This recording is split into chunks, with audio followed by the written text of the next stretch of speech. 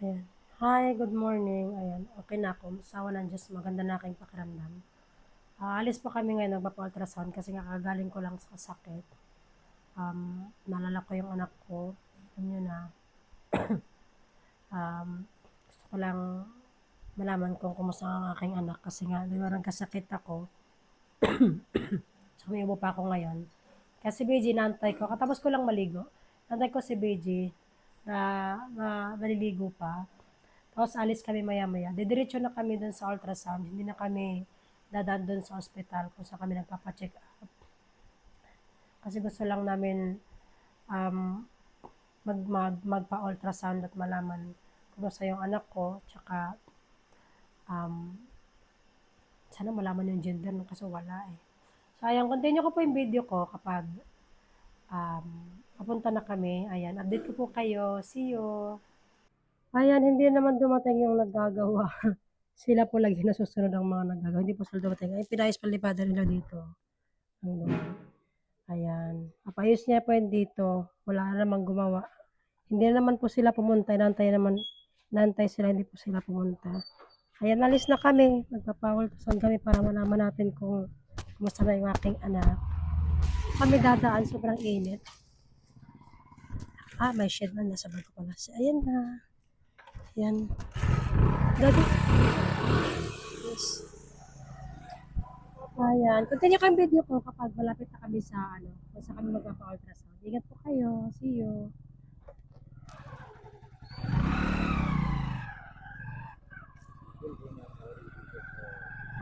Ayan, may parade dito. Yun ang mga bata. Look, Lakshmi School, no? Oh, yun ang mga bata nagpa-parade sila. Independence Day dito. Happy Independence Day. Happy Independence Day. Ayan, napapagdira din sila Lakshmi ngayon.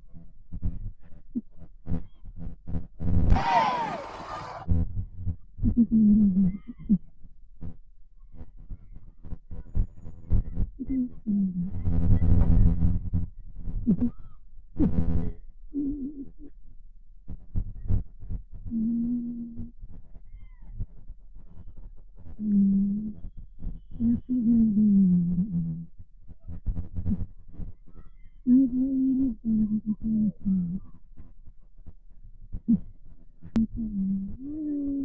Happy Independence Day. Happy Independence Day.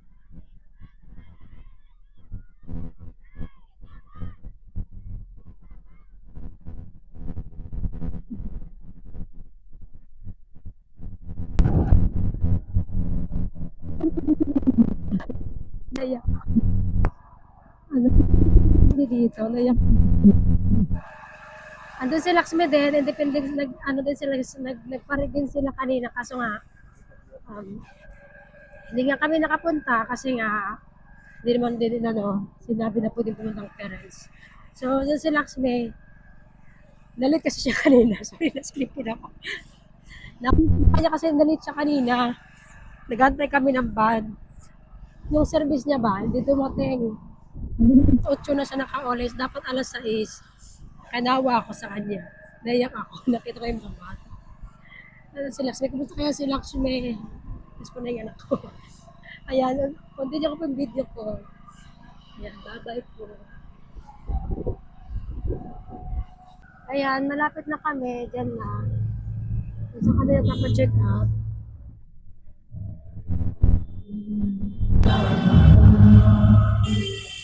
Dito na po yun.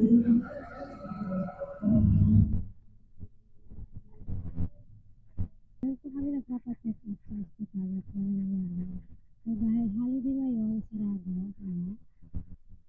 Dito kami sa kabila. Magpapa-ultrasound. Parang ang dami ng tao. Diyan kami magpapa-ultrasound. Ang daming tao. Kasi na, magpa-park si BG. Ano na ako. Ayan, si BG mag-ano na siya para sa ultrasound.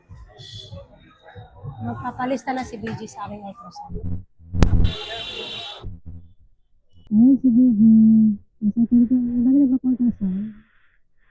Hindi ko nagpa-ultrasound dati.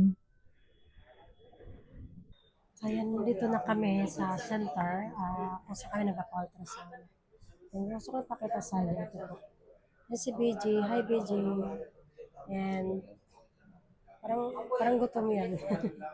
Ay ka lang. May upo pa yun si BJ. Ayan. At mamaya tatawagin kami doon.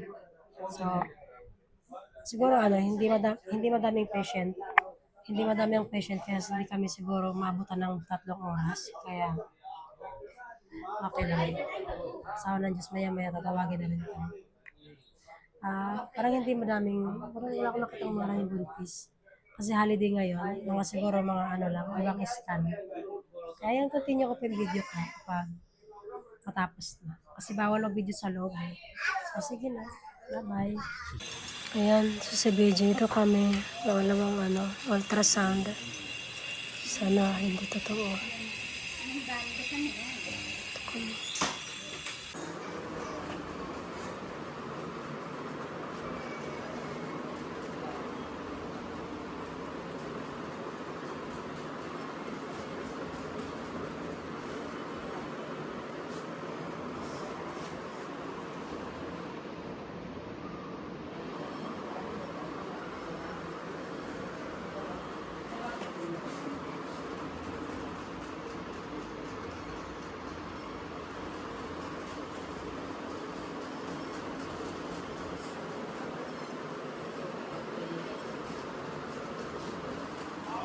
Hmm?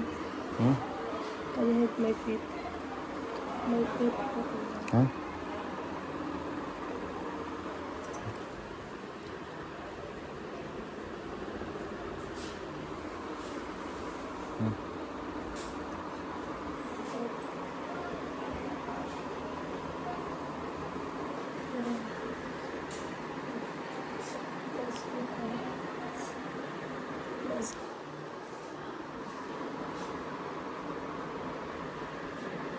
Stand up. Slowly. Hmm? Slowly, please.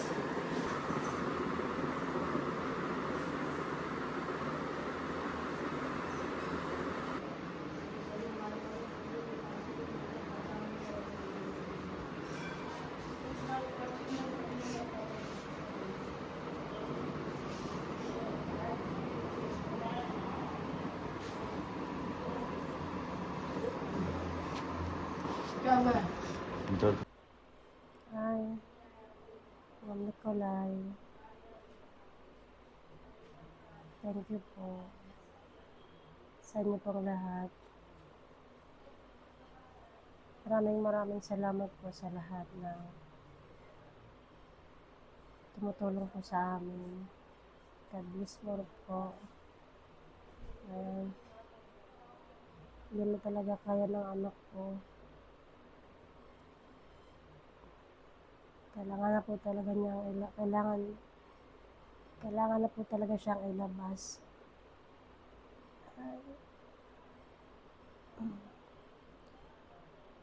Siguro ay hanggang dito na lang po talaga.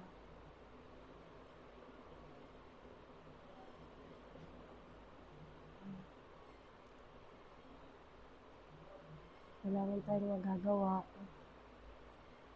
Maraming salamat po sa inyo po lahat. Sa lahat po ng sumusuporta po sa amin. Thank you po. Ngayon po, nandito tayo sa waiting area. Kailangan ko daw mag-anak ng normal. Kasi, para daw next time, sabi ng doktor, hindi daw magka-problema. Kaya naghahantay po kami. Nakakaramdam na po ako ng sakit sa tiyan. Pero wala pang bleeding, sakit. So, parang masakit lang po. Thank you po sa inyong lahat. Ingat po kayo. Ma'am Alice, thank you po. Ma'am Nicolay, salamat po sa binigay niyo pong pandagdag. Pambayad po sa amin dito sa hospital. Thank you po. Ingat po kayo.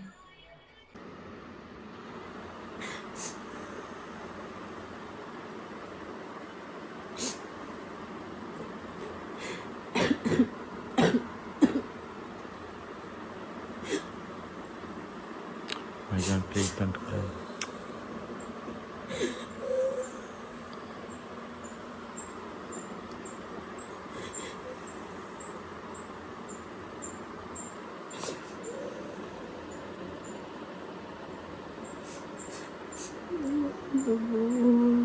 Hmm?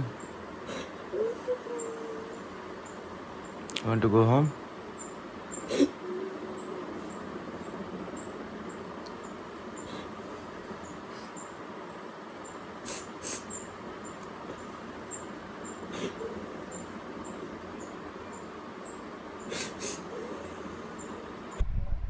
Hello guys.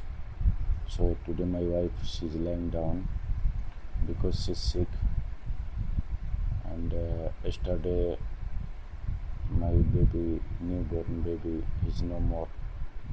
We just adoption, remove. She cannot come live. Doctor said 1 week for bed rest. So she just in the morning take medicine. After she will take medicine again. It's very sad, and I'm just shooting the video. Again. I'm not good. I'm not good. Yesterday we came last night around 10:30 or 11 from the hospital. Mm. They removed the baby from stomach because the baby is no more. I don't know what will happen from other day. Because the baby is no more. From other day, it was movement until Friday, and until Friday had movement, and yesterday we go do ultrasound, so the baby is gone. No more heartbeat. No more sign of bleeding. No more sign of bleeding. Everything it's like good. But the baby no response. So we just do adoption yesterday. We came around 11 night, and still now she cannot do anything.